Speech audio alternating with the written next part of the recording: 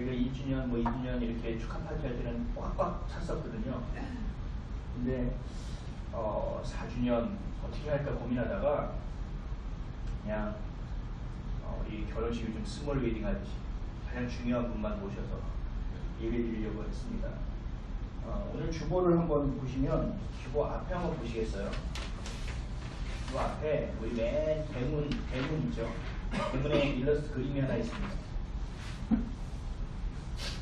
한번 읽어볼까요? 시작. 내 주는 다 아시죠. 나에게 내 삶을 다 맡깁니다. 내게는 더 잘하십니다. 우리 아이비처치의 정체성입니다.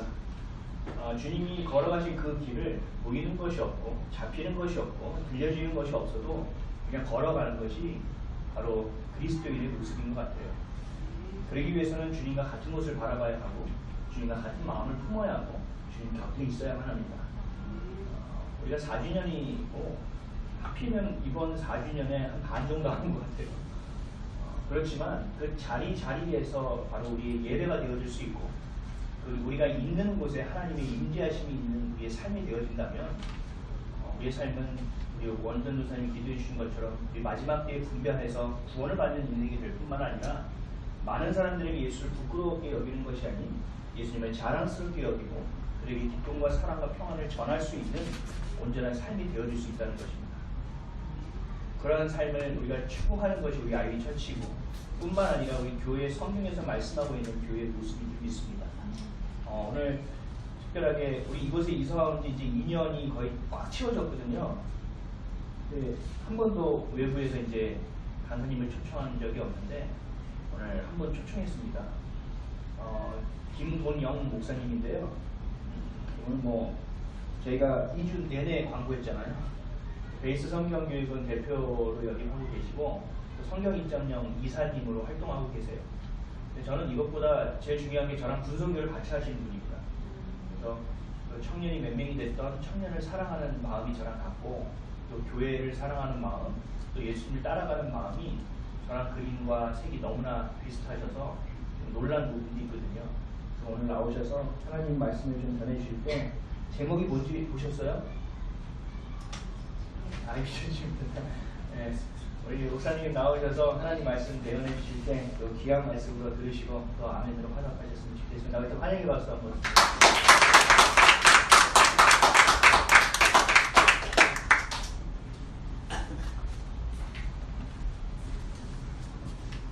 안녕하세요. 네, 소개를 받고 보니 굉장히 부담스럽습니다. 왜냐하면 말씀하셨던 것처럼 2년 만에 첫 번째 강사가 왔는데 첫 번째 강사가 와서 우리 목사님이 역시 제일 하면 앞으로는 어떤 강사님도 못 오실 것 같아서 제가 첫 번째로 어떻게 좀 잘 하고 나가야지 다른 분들이 오실 수 있는 기회를 좀 마련하지 않을까라는 생각을 해봤습니다. 그럼에도 불구하고 어떤 강사 오시더라도 담임 목사님이 가장 훌륭하시고 잘 하신다라고 생각을 합니다. 그냥 드리는 얘기는 아니고요.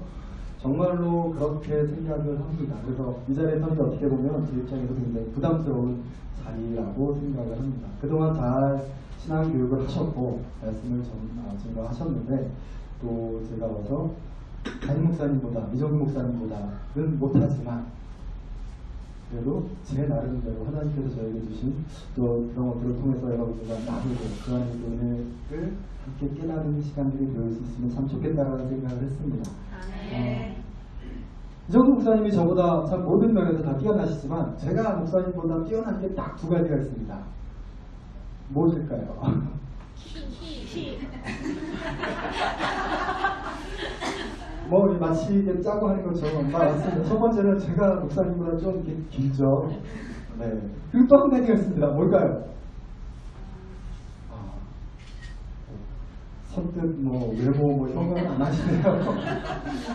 강사를 대하는 강사가 많이 안 오셔서 그런 것 같아요. 강사를 대하시는 그 태도가 조금 별로 안 좋으신 것 같아요. 패션. 네, 감사합니다. 그거 말고 제가 목사님보다 조금 더 나은 건 뭐냐면 저는 설교가 짧아요. 그래서 제 동기들이나 모든 곳에서 저를 초청하는 가장 큰 이유가 설교가 짧다.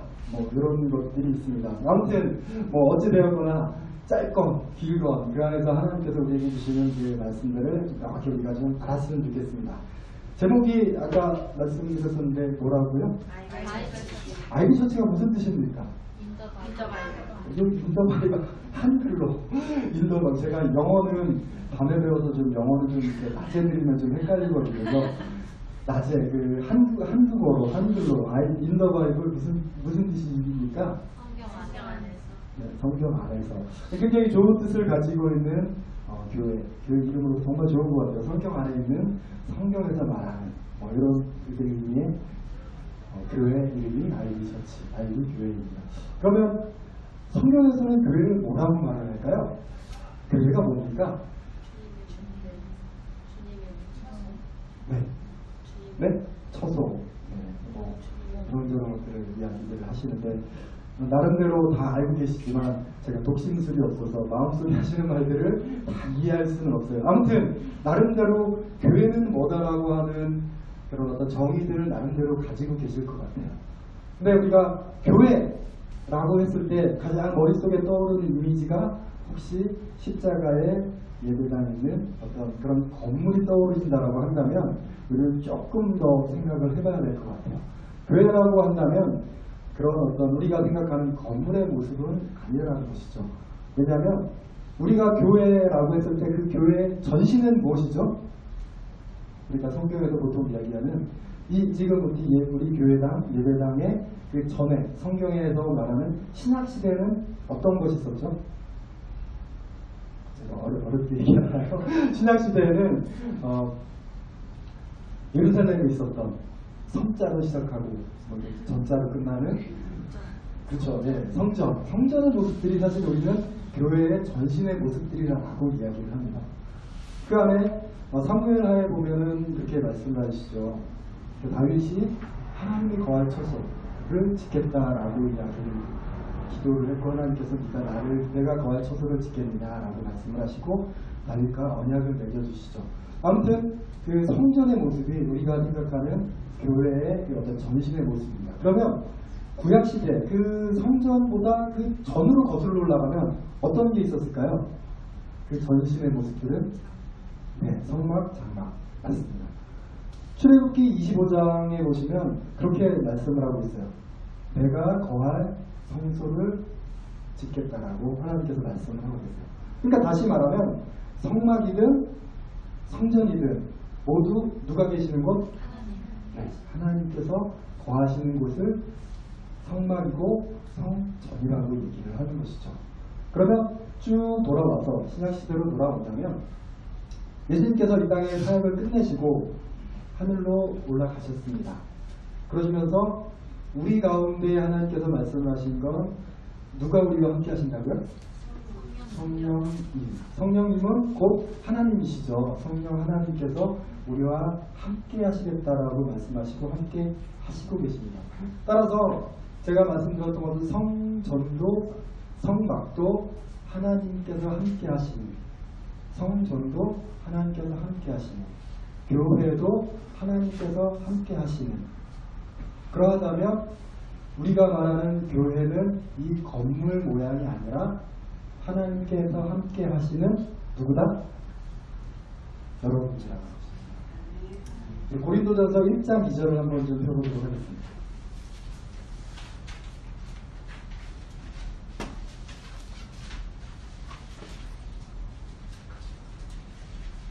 같이 한번 읽어볼까요? 고린도전서 1장 2절. 찾으셨으면 같이 한번 읽어보도록 하겠습니다. 시작. 우리는 하나님의 교회 곧 그리스도 예수 안에서 거룩하여지고 성도라 부심을 받은 자들과 또 각처에서 우리의 주 곧 그들과 우리 주 되신 예수 그리스도의 이름을 부르는 모든 자들에게. 그렇게 되어 있습니다. 고린도에 있는 교회에 편지를 보냈는데 그 교회라는 것은 즉 하면서 설명을 쭉 해놨죠. 사도 바울이 뭐라고 되어 있습니까? 그리스도 안에서 거룩하여진 사람들, 그리고 그리스도를 예수를 그리스도로 부르는 모든 사람들이라고 되어 있죠. 어떤 모양의 건물 모양의 것을 이야기를 하는 것이 아니라 그 지체된 사람들을 이야기를 하고 있다는 거죠. 그러니까 다르게 본다면 예수를 믿어서 구원받은 사람들, 개인이기도 하고 그런 사람들이 모여있는 어떤 공동체라고 이야기를 한다는 것이죠. 그래서 우리 안에 교회라고 하는 인식들이 이게 조금 어떤 초점이 잘못 맞아져 있음으로 생겨지는 여러 가지 어떤 문제들은 사실 그 초점이 잘못 맞아져 있어서 생긴다는 것이죠. 교회를 잘못 생각을 하기 때문에, 건물로 생각하기 때문에 그 안에 무엇인가 어떤 능력이 그 예배당 건물 안에 있다라고 생각을 하는 것이고, 그것을 잘 뭔가를 만들어야 된다라고 생각을 하는 것이죠. 오늘 우리가 본 성경은 에베소서. 에베소서는 사도 바울이 현재 지금 감옥에서 편지를 쓴 그 서신서입니다. 에베소라고 하는 곳은 어떤 지역인지 아시는지 잘 모르겠지만, 에베소는 사도 바울이 2차 선교 여행 때 가고자 했지만 성령님께서 마게도냐에서 너희를 도우신다, 우리를 와서 도우라라고 하는 그 의성을 따라서 가지 못하고 마게도냐 쪽으로 갔다가 빌립보에 가서 교회를 세우고, 그 다음에 고린도에 가서 교회를 세우고, 다시 갔다가 세 번째 전도 여행 때 드디어 에베소에 가서 교회를 세웠습니다. 에베소에 가서 교회를 세우고 한 2년 정도 여기서 설교를 하고 있었던 곳인데, 에베소라고 하는 곳은 어떤 곳이냐면, 나중에 여러분들이 그 네이버에서 포털 사이트에서 고대 7대 불가사의라고 하는 것을 이렇게 한번 쳐보시면 거기에 존재했었던, 이 땅에 존재했었던 굉장히 거대한 건축물들이나 건축 양식들, 이런 것들이 다 이렇게 나와 있습니다.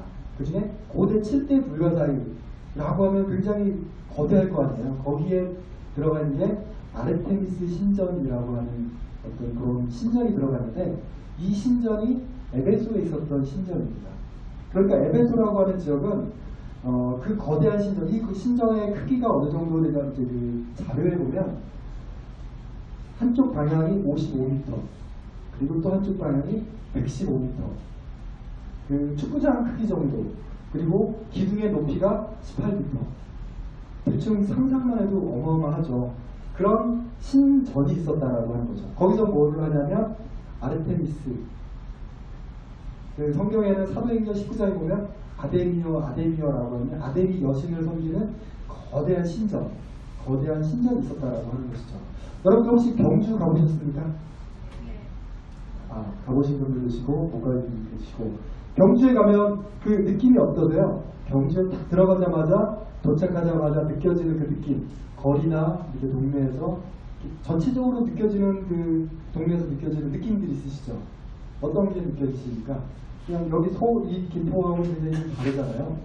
뭔가 이렇게 불교적인 색채도 있고, 색깔이 좀 좋게 표현하면 한국적인 이런 색깔도 나지만, 좀 나쁘게 표현하면 굉장히 불교적인 색채들이 굉장히 강한, 왜냐하면 거기가 도읍지였기 때문에, 그리고 굉장히 우리가 번성했던 곳이기 때문에 그런 느낌이라는 거죠. 그럼 거기 안에서 있는 분들은 주로 하는 일들이 다보탑, 석가탑을 만들어서 팔거나, 아니면 불상 모양 어떤 그런 것들을 팔거나, 아니면 그와 연계된 일들을 지금도 현재도 이 관광산업이 발달했으니까 거기 불국사나 어떤 그 불교 유적지들이나 다보탑 이런 어떤 문화재들을 보러 오기 위해서 그와 연관된 일들을 계속 하고 계시다라는 거죠. 근데 이 에베소 지역도 사실은 그것과 생각한다면 별반 다름이 없다는 것이죠. 에베소라고 하는 그 아르테미스 신전이라는 굉장히 거대한 신전을 두고, 그 안에 있는 그 동네에 거주하는 사람들, 그곳에서 생활을 하고 있는 사람들은 거기다가 하고 있는 일이 그 어떤 신전에 관련된 일들, 재물을 팔든 아니면 여신상 있는 어떤 동상을 갖다 팔든 뭐 이런 일들을 한다는 거예요. 그래서 아까 말씀드린 사도행전 19장에 보면 사도 바울이 복음을 전했을 때 거기에 금장색 그 어떤 금, 은 모양으로 아데미 여신상을 만들어서 팔던 데메트리오라고 하는 사람이 반란을 일으키죠. 이 사람이 우리 여신, 아데미 여신이라는 이 여신의 이름을 굉장히 낮게 만든다. 그러니까 다르게 보면 이 사람 때문에 우리 장사를 지금 안 되면 어떡하냐. 네가 하나님을 전하고 복음을 전해서 우상을 섬기지 말라고 했기 때문에 우리 일들이 안 될까 겁난다. 이런 일들, 어떤 폭동이 일어나는 일들이 사도행전 19장에 기록이 되어 있습니다. 그래서 에베소라고 하는 동네의 분위기는 그냥 우상을 섬기는 게 자연스러운 일이고, 교회를 안 다니고 그냥 신앙을 가지는 게 아주 지극히 자연스러운 이곳에서 사도 바울이 복음을 전했고 이곳에 있는 교회에다가 이곳에 있는 사람들에게 편지를 쓰고 있다라고 여러분들 보시면 될 것 같아요. 그래서 오늘 우리가 읽었었던 본문을 한번 돌아가 보겠습니다. 에베소서 4장 17절부터 쭉 보시면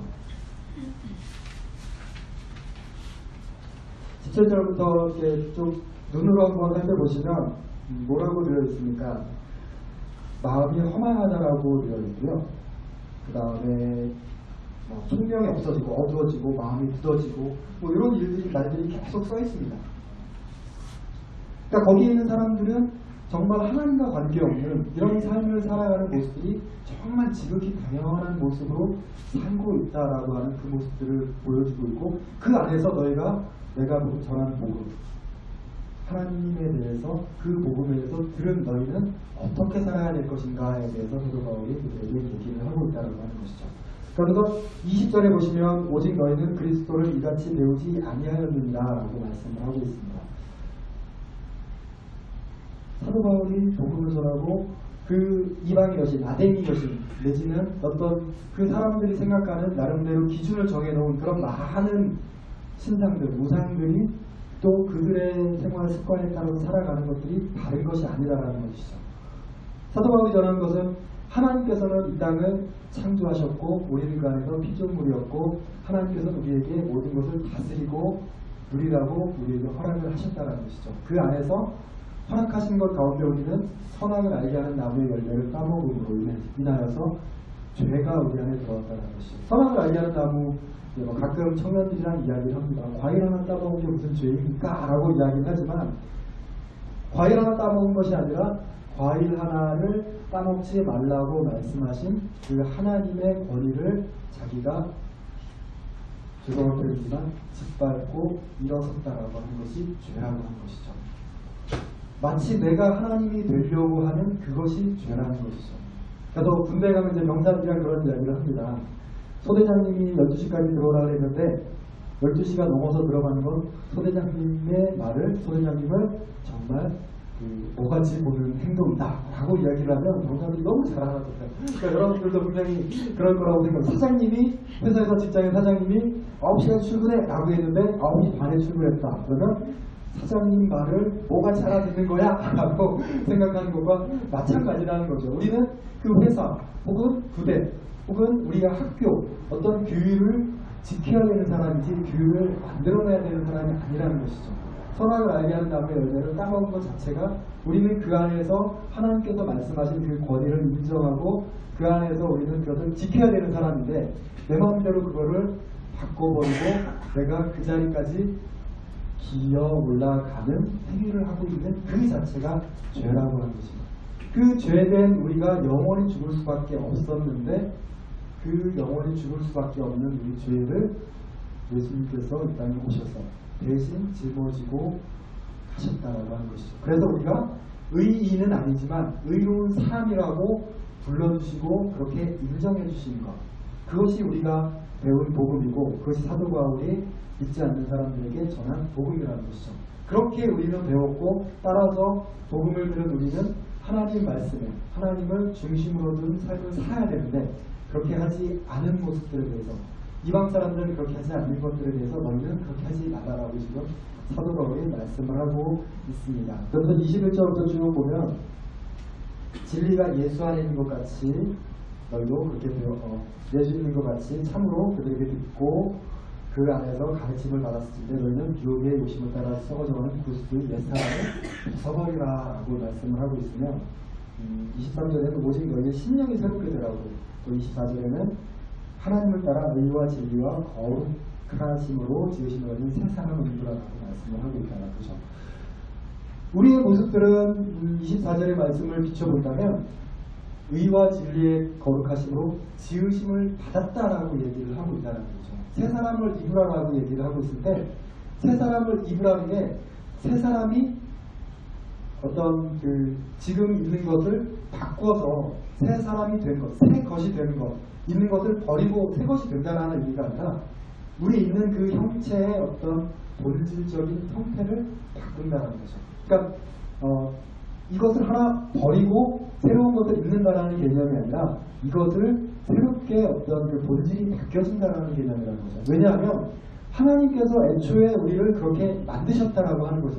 다시 말한다면 선악을 알게 하는 나무를 먹기 전, 에덴에서 가장 먼저 우리를 하나님께서 만드셨을 때는 지금 에베소 20, 조금 전에 우리가 4장 24절에 있는 말씀처럼 하나님을 따라 의와 진리의 거룩함으로 지으심을 받은 것이 우리의 원래 모습이라는 거죠. 그러나 아까 말씀드렸던 선악을 알게 하는 나무의 열매를 먹음으로 죄를 지음으로 그 모습을 상실해버린다는 것이죠. 아까 우리 교회에 대해서 이야기를 하면서 성막, 하나님께서 계시기 때문에 성막이 하나님과 함께 하시는 또 우리 지금 현재 말하는 교회다라고 얘기를 했는데, 그러면 그 성막 이전에 정말 원초적인 교회는 어디였을까요? 성막보다 더 원초적인 교회는 어디였을까요? 네? 가정. 네.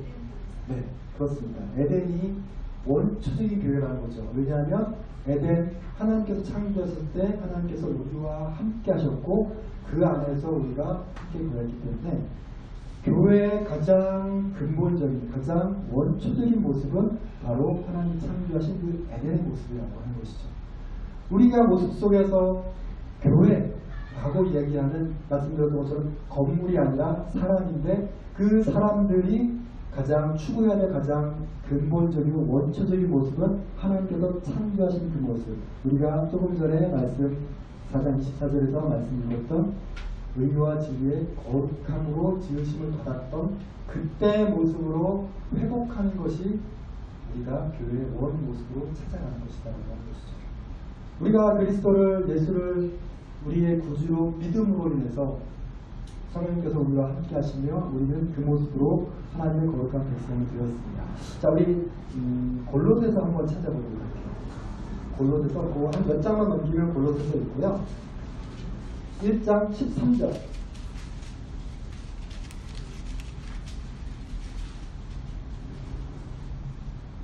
다시 한번 읽어보도록 하겠습니다. 골로새서 1장 13절 시작. 그가 우리를 흑암의 권세에서 건져내사 그의 사랑의 아들의 나라로 옮기셨으니. 뭐라고 되었습니까? 흑암의 권세에서 불러내서 아들의 나라로 옮기셨다라고 말씀을 하고 계시죠. 그러니까 에덴에서 지었던 그 죄악된 그 죄 안에 노출되어 있던 그 모습에서 건져내서 우리가 예수를 그리스도로 믿음으로 주께서 우리를 건지심으로 우리를 하나님의 그의 아들의 사랑하는 아들의 나라로 옮기셨다라고 얘기를 하고 있습니다. 그 아들의 나라가 우리가 얘기하는 하나님 나라, 이 땅에 살아가는 우리 하나님 나라, 또한 다르게 본다면 그 하나님 나라 우리 교회라고 이야기를 한다는 것이죠. 우리는 그 말씀 안에서 하나님의 그 교회된 삶을 살아가야 되는데, 그렇다고 한다면 의와 진리의 거룩함으로 우리가 지으심을 받았는데 처음에 그 모습으로 우리의 지금 현재 2019년도로 살아가는 우리의 모습은 도대체 어떠해야 되는가를 좀 한번 같이 좀 살펴보면 아이디 처치, 이 성경 안에서 말하는 교회, 이제 40년이 된 아이디 교회가 어떻게 나아가야 되고 우리가 어떻게 교회에서 모습들하는 것이 다른 것인지, 또 우리가 무엇에 저항을 하며 무엇을 따라가야 되는지를 이해할 수 있을 것 같습니다. 우리가 몸된 게 아까 말씀드렸던 것은 사람은, 교회는 건물이 아니라 사람이라고 얘기를 했고 그 각각의 사람들이 모여있는 이 공동체가 또한 교회라고 함께 말씀을 드렸습니다. 그러면 말씀드렸던 것처럼 우리가 구원을 받고 의와 진리의 거룩한 모습들로 하나님께서 우리를 인정해 주셨는데, 그럼 여기에 모여있는 사람들이 해야 되는 방향성은 한 가지여야 되겠죠. 아까 예배 전에 찬양하시는 목사님도 말씀드렸지만 이곳에서는 예배하기 위해서 온 곳이라는 것이죠. 다른 거 하기 위해서 온 곳이 아니라 예배를 하기 위해서 왔다라는 거죠. 그래서 교회에 온다면 어떤 목적을 가지고 오느냐라고 이야기했을 때 다른 목적이 있는 건 좀 우리는 고민을 해봐야 될 것 같아요. 교회 와서 봉사하는 건 굉장히 중요하시죠. 뭐 여기는 지금 교회는 아직 성가대가 없지만 성가대를 하기 위해서 교회를 오시는 분이 있습니다. 없을 것 같은데 있습니다. 왜냐하면 그 성가대 안에서 내가 노래하는 것에 대한 내 어떤 기술을 그렇게 드러낼 수 있기 때문에, 또한 내가 악기를 다루는 어떤 기술을 드러낼 수 있기 때문에, 혹은 다른 어떠한 것들, 혹은 주차 봉사를 하든 다른 것들로 인해서 내가 그것을 하면 뭔가 좀 하는 것 같기 때문에, 그럼 내가 그걸 하고 오면 그래도 내가 뭔가 일조한 것 같기 때문에, 그런 이유들, 혹은 내가 어떤 다른 곳에서 누구를 가르친다거나 뭐 이런 어떤 많은 모습들 가운데 다른 어떤 이유들이 있다라고 한다면 고민을 해야 된다는 것이죠. 물론 저 역시도 마찬가지입니다. 이곳에 와서 예배를 드리고 설교를 하지만 단지 설교를 하기 위해서 내가 교회에 온다, 내가 설교를 해서 많은 사람들에게 말씀을, 물론 그 일이 제가 해야 되는, 목회자가 해야 되는 가장 주된 일이겠지만 그것을 단지 목표로 삼는다라고 하면 그것 역시도 고민을 해봐야 된다는 것이죠. 다르게 말한다면 이 교회에 와서 우리가 함께 모여있는 교회 공동체로 모여있다고 한다면 어떤 목적보다도 하나님을 향한 목적만 드러나야 된다는 것이죠. 그래서 내가 교회에다가 우리 모인 공동체에다가 뭔가를 해주고 뭔가를 하기 위해서, 뭔가를 주기 위해서, 뭔가를 일조를 하기 위해서 오는 것이 아니라는 것이죠. 우리가 이 공동체에 모여있는 것은 우리가 말씀을 통하여 깨닫기 위해서 하나님께서 주시는 것들을 우리가 받고 그 안에서 깨닫고 누리고 얻기 위해서 온다는 거죠. 거꾸로 내 노력이나 헌신을 드리는 것이 아니라 반대로 하나님께서 우리에게 주신 것들을 우리가 받고 누리기 위해서 오는 것이죠. 그래서 교회 안에서 봉사가 굉장히 필요로 합니다. 맡은 일을 하는 것이 필요로 합니다. 그러나 그것이 목적이 되는 순간 우리의 교회는 잘못된 길로 빠져버리게 된다는 것이죠. 제가 듣기로는 아이들을 가르치는 어떤 모임들이 생겨났다고 들었어요. 근데 목사님께서 이 아이들을 가르쳐야 되니까 이걸 하십시오라고 했던 것이 아니라고 들었습니다. 그냥 자발적으로 이런 아이들의 모임이 말씀을 가르치고 또 아이들끼리 교제하는 것이 필요할 것 같습니다 라고 오히려 자발적으로 말씀을 하셔서 그런 시간들이 생겼다고 들었습니다. 어쩌면 가장 바른 모습이라는 것이죠. 하나님께서 주신 그 은혜에 우리가 감동하여서, 하나님께서 우리를 죄 가운데 구원하신 그 은혜에 감사하여서 우리가 그 안으로 들어와서 그러면 내가 할 수 있는 것이 무엇일까? 이 은혜에, 하나님께서 주신 이 은혜에 내가 반응할 수 있는 것이 무엇일까를 고민하다가 그러면 내가 가장 잘할 수 있는 그것을 내가 하겠습니다 라고 자발적으로 드러나는 것. 그것이 우리가 교회 안에서 말하는 어떤 봉사고 우리가 가진 직분에 대한 일을 하는 것이라고 하는 것이죠. 그래서 그 선우가 바뀌어진다면 하나님께서 말씀하시는 온전한 교회의 모습이 아니라, 교회의 어떤 공동체의 모습이 아니라 잘못되어진 모습이라는 것이에요. 그래서 우리는 교회에서 저항해야 될 것은 믿지 않는 사람들과도 당연히 물론 저항을 해야 되겠지만 우리 공동체 안에, 교회라고 부르는 이 안에 들어와 있는, 우리가 아까 보았던 에베소에 있는 썩어져간 어떤 그런 구습들, 그냥 일상적으로 만연해 있는, 모든 사람이 그냥 다 하고 있는 것 같은, 그것이 정말 일상적인 것 같지만 성경에서 말하고 있는 것과 다르다면 우리는 거기에 분명히 저항을 해야 됩니다. 말씀에 있는 것들 따라가야 되지만 또한 다르지 않은 것들은 저항을 해나가고 하나씩 하나씩 끊어져 나가야 되는 것이 우리가 마땅히 교회된, 몸된 우리가 해야 될 일이라고 하는 것이죠. 또한 우리가 이렇게 공동체를 모였기 때문에 서로가 또 교제를 나누시잖아요. 그렇죠. 예배 끝나고 함께 식사를 하는 자리도 있고, 또한 또 뭐 다과를 하는 자리들도 있고, 아니면 주중에 또 전화로 어떤 대면을 하면서 이런 교제들이 일어나는데, 그런 교제들이라고 하는 건 어떤 교제들이었을까요? 사도행전의 2장에 보면 성도들이 먹을 것을 서로 필요한 것들을 공용하고 떡을 떼면서 서로 통용했다라고 이렇게 성경에서 말씀을 하고 있습니다. 성령님께서 우리 안에 함께하여 주셔서 이뤄낸 그 공동체라고 하는 것이죠. 그 공동체 안에 가운데서 우리가 서로 한 마음으로 통용했다는 것은 한 성령님께서 우리 안에, 여러분들 안에, 제 안에 각각 다른, 여기에 한 20여 명이 모여있지만 이 20여 명이 모여있는 그 성령님께서 말씀하시는 방향들이 20여 가지로 말씀을 하실까요? 한 하나님, 한 성령 하나님께서 우리 모두에게 함께 하시는 것은 한 가지를, 물론 나타나는 모양들은 다르겠지만 방향성은 한 곳을 향하고 있다는 거죠. 그 방향성은 오직 하나님을 향하여서 나타내고 있다라고 하는 것이죠.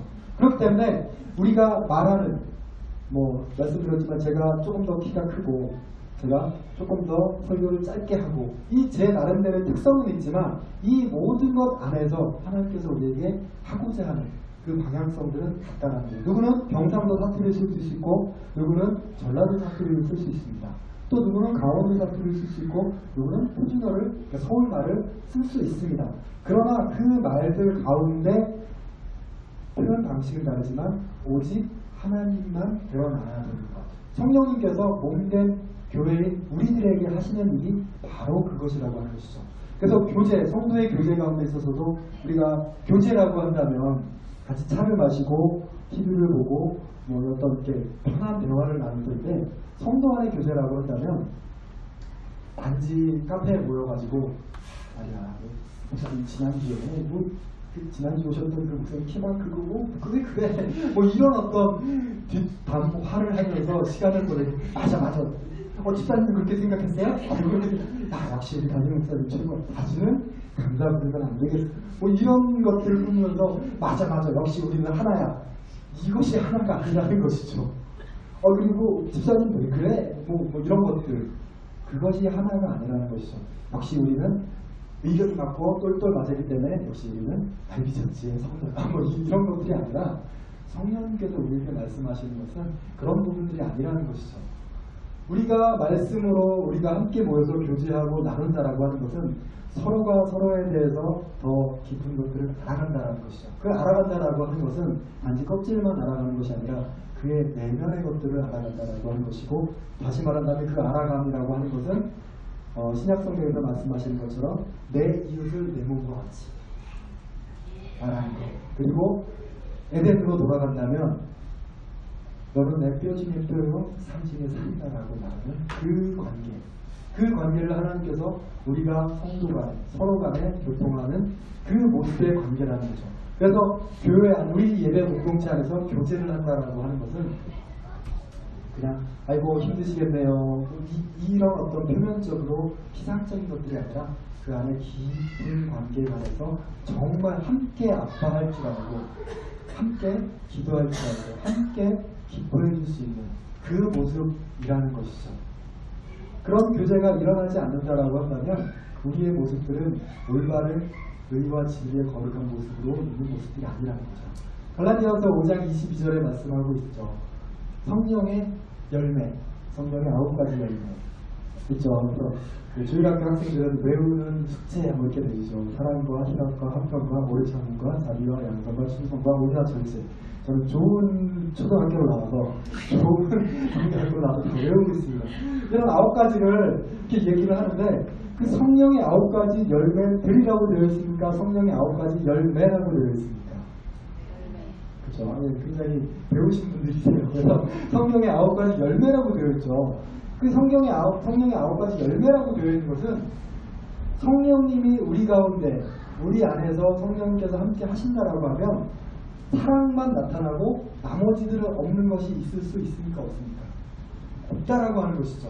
누구는 사랑과 희락을 입고 화평한 마음들이지만 오래 참음이 없는 사람이 있을 수 없다라고 하는 것이죠. 성령님이 함께 하시는 그 모든 사람에게는 말씀드렸던 이런 물론 이것은 9가지로 딱 나눠서 얘기를 할 수는 없지만 더 많은 것들이 있을 수 있겠지만 기본적으로 이런 9가지 성품들, 품성들이 각각 그 안에서 골고루 나타나야 된다라고 하는 것이죠. 그것이 성령님과 함께하는 삶이고 성령과 동행하는 성령께서 우리 가운데 나타내시고자 하는 삶이라는 것이죠. 그래서 그리스도의 성도가 되었다면 예배당 안에 우리가 몸된 교회로서 우리가 함께 모여있는 사람들이라고 한다면 사랑과 희락과 화평과 오래 참음과 자비와 양선과 충성과 온유 절제 이런 모든 모습들이 정도의 차이는 있지만 모두가 골고루 나타나야 되는 것입니다. 따라서 이런 모습들을 가지고 우리가 성도의 교제 가운데 서로서로 나타난다는 것이죠.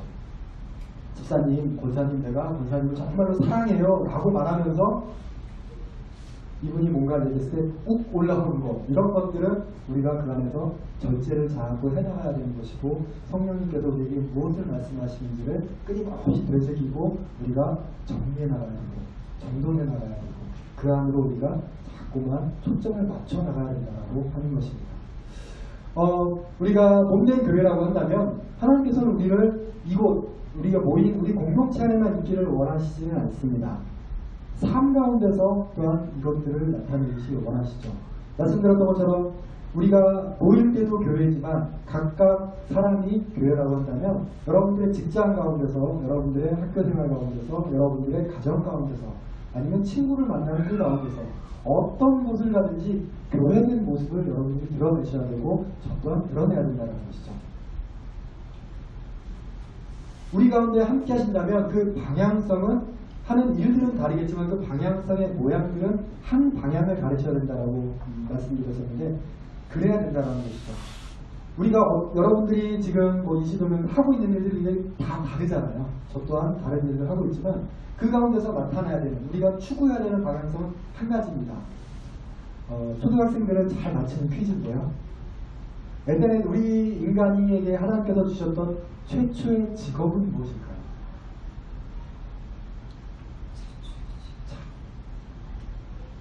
네, 마음속에 생각하시는 그거 맞습니다. 자, 모두 정답입니다. 마음속에 생각하시는 것. 하나님께서 아담을 부르시고 그 동물들을, 짐승들을 그 앞에 데려놨을 때 아담이 그 이름들을 지어줬잖아요. 하나님께서 주신 것들은 하나님께서 가장 먼저 그 이름은, 그 직업은 그 이름을 짓는. 근데 이름을 짓는다라는 게 그냥 이름을 짓는 것이 아니라 그 안에서 그 본질들을 파악을 한다는 것이죠. 그리고 하나님께서 주셨던 그에 대한 사명은 이름을 짓고 또한 그것을 누리고 다스리라고 하는 것이죠. 근데 그 누리고 다스리는 게 내 마음대로 할까요? 우리는 죄 짓기 이전의 그 모습들을 회복한다면 내 마음대로 하는 것이 아니라 하나님과 동행하며 하나님께서 원하시는 방법들로 누리고 다스린다라고 하는 것이죠. 그렇다면 군인이 군생활에 충실하고 교회된 어떤 내 모습대로 한다라고 한다면 군 안에 있는 그런 문화를 중에서 하나님과 바꿔진 그 문화들을 없애고 병사로서 내가 하나님께서 주신 이 땅, 이 나라를 악한 사람들에게 넘어가지 않도록 잘 다스리고 그 안에서 충성하는 것이 군인으로서의 온전한 교회의 모습일 것이고, 직장에서 의사로서라고 한다면 의사로서 자기가 가진 기술을 통하여서 어떤 돈 벌 목적, 원장을 가고 큰 병원의 어떤 병원장이 되는 것이 목적이 아니라 그 안에서 하나님께서 주신, 하나님께서 원래 말씀하셨던 그 방향성을 가지고 사람을, 생명을 살리는 일들을 하는 것이 교회의 모습이라는 것이죠. 누군가를 가르치는 선생님이 계시다면 그 아이들, 내가 이 아이들을 통해서 뭔가를 지식적인 것들을 전달하지만 이 아이들을 양육함으로 인하여서 이 아이들이 바르게 정말 온전히 그리스도의 모습을 볼 수 있는 그 모습들을 보여주는 것, 입으로 전하지는 않지만 내 모습을 통하여서 그것을 드러날 수 있도록 하고 그 생각으로 아이들을 양육하는 것, 그것이 온전한 그리스도의 몸된 교회로서 역할을 하는 것이라는 것이죠. 직장에서 사회생활하는 것도 마찬가지입니다. 영업생활을, 영업활동하는 것들도 마찬가지입니다. 내가 돈 벌기 위해서, 내가 어떤 높은 지위에 올라가기 위해서 직장에서 열심히 일을 하고 그 안에서 더 많은 월급을 향해서, 더 높은 직급을 향해서 달려가는 것이 아니라 그 직급과 어떤 높은 급여나 연봉들은 하나님의 일을 하기 위한, 하나님께서 말씀하셨던 그 원래의 모습들을 회복하는 데 있어서 부차적으로 쫓아오는 것임을 인식하고 인지하고 그곳에서 일을 하는 것이라는 것이죠. 개인적으로는 저는 일반적인 사회생활들을 꽤 오래 했었습니다. 그래서 나름대로 굉장히 기쁜 일이 하나가 있었는데요. 뭐였냐면 벌써 10여 년이 훨씬 넘었는데 그 격리팀, 저는 이제 그 마케팅팀 쪽이었었는데 그쪽에서 제가 과장으로 있었을 때였는데 그 격리팀 쪽에 있는 여자 과장님인데 저랑 뭐 나이 차이가 거의 비슷했기 때문에 꽤 오랜 시간 같이 일을 했기 때문에 그냥 굉장히 잘 알고 편하게 얘기를 해요. 근데 이제 뭐 어느 날인가 그러는 거예요. 막 한참 얘기를 하다가 그 여직원이 과장님은 목사님 같아 하고 이야기를 하는 거예요. 그래서 저는 느닷없이 그런 얘기를 들으니까 굉장히 놀라면서 왜요? 그랬더니 그냥 말하는 것도 그렇고 행동하는 것도 그렇고 목사님처럼 그렇다라고 이야기를 하더라고요. 그러니까 거기서 목사님처럼 굉장히 긍정적이고 좋은 표현으로 그렇게 이야기를 했던 겁니다. 물론 저는 그 사람 앞에서 복음에 대해서 뭐 어떤 것들에 대해서 교회 다니라는 얘기에서 또 이런 얘기를 직접적으로 했던 경험은 별로 없었던 것 같아요. 그러나 참 감사하게도 그런 저의 모습들을 보면서 그 안에서 어찌 되었거나 그리스도의 모습, 그리스도인의 모습, 의와 진리의 거룩한 모습으로 지으심을 받은 그때 그 모습들을 조금이라도 발견을 했고 뭔가가 느껴지는 것들이 있었기 때문에 그 사람이 그렇게 이야기를 했다라고 하는 것이죠. 그럼으로 인해서 나중에 같이 복음을 전하고 이야기할 수 있는 굉장히 편한 관계가 되어졌었습니다. 아무튼 중요한 것은 우리가 그 몸된 교회의 그 모습으로서 여러분들이 있는 처소에서 그 모습들을 드러내야 된다고 하는 것이죠. 그러면서 우리들이 어떤 저항해야 될 부분들은 에베소서 조금 전에도 읽었던 것처럼 이방인들이 그들의 마음에 허탄하는 것으로 행한다라고 말씀을 하고 있죠. 그런 어떤 허탄한 것들, 헛된 욕망들, 하나님과 반하는, 하나님께서 우리에게 말씀하시는 것과 반대되어지는, 또한 맞지 않는 그런 모습들에서 우리는 그런 모습들과 우리는 끊임없이 저항을 해야 되고 싸우고 도전을 해야 된다는 것이죠. 그것이 영적 전쟁이기도 하고 우리 말씀 안에서 바른 신앙의 모습들이기도 한다는 것입니다. 그래서 우리 몸된 교회, 몸된 교회라고 얘기를 하지만 그 몸된 교회의 머리는 누구십니까? 그렇죠. 예수 그리스도께서 교회의 머리가 되신다라고 말씀을 하고 계시죠. 그러면 우리가 상식적으로 생각을 해봐도 머리와 몸이 그 관계는 어떠합니까? 머리가 생각하는 대로, 인지하는 대로, 명령하는 대로, 지시하는 대로 몸은 따라가죠. 동일한 얘기의 반복이긴 하지만 우리 안에 성령님께서 함께 하시고 하나님과 우리가 동행하는 삶을 살고 있기에 머리 대신 그리스도께서 우리의 몸에게 말씀하시는 일들을 우리가 하나씩 해나가고 또한 저항하는 것이 우리의 몸된 교회로서의 온전한 삶이라고 하는 것이죠. 아이비처치, 성경에서 말하고 있는 이 아이비처치, 참 좋은 교회 이름, 너무 좋은 이름입니다. 이 이름 아이비처치라고 하는 아이비교회라고 하는 이름을 생각할 때마다 우리가 그런 모습들을 살고 있는지에 대해서 우리가 고민해 보아야 될 것입니다. 물론 지금은 굉장히 잘 하고 있다고 생각을 합니다. 4년이라는 시간 동안 끊임없이 목사님과 함께 이런 고민들을 하면서 말씀 안에 바로 서기 위해서 부단한 노력을 하고 부단한 어떤 전투를 하고 때로는 전쟁 같은 그런 시간들을 보내고 굉장히 많은 시간들을 보내셨을 거라고 생각을 합니다.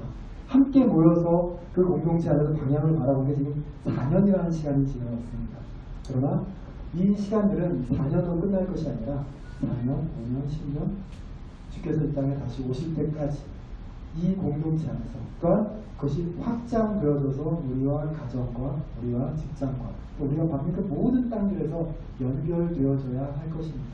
그래서 아이비 처치라고 하는 것은 단지 이곳에 이 상가 한 층에 모여있는 이 예배당 안에서 뿐만이 아니라 우리 각 사람이 어느 곳에서든지 성경 안에 교회로서의 정체성을 잃지 말고 흔들리지 말아야 할 것입니다. 그래서 종국에는 하나님께서 원하시는, 하나님께서 우리에게 말씀하시는 그 의와 진리의 거룩하심으로 우리가 살아가야 될 것입니다. 이렇게 하기 위해서는 내 마음대로 내 뜻대로 내 의지로는 결코 할 수 없습니다.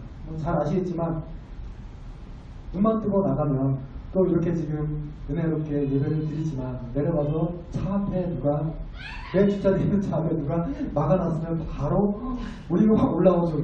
누구야 이게 전화도 안 받아. 그게 현실의 모습입니다. 이것이 우리의 모습이고 저의 모습이기도 하다라는 거죠.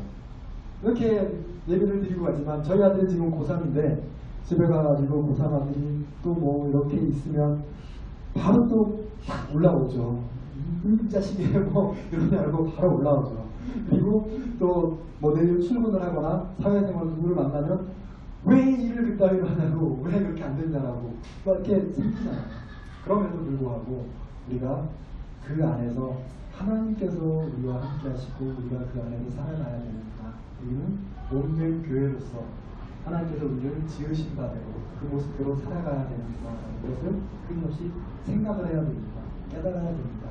그것이 조금 더 어렵게 얘기를 한다면 성화라는 말을 여러분들 들어보셨을 텐데 성화라고 얘기를 하는 것은 끊임없이 우리가 그 하나님과 함께 성숙함으로, 거룩함으로 자꾸만 나아가려고 하는 방향성을 가진다라고 하는 것이죠.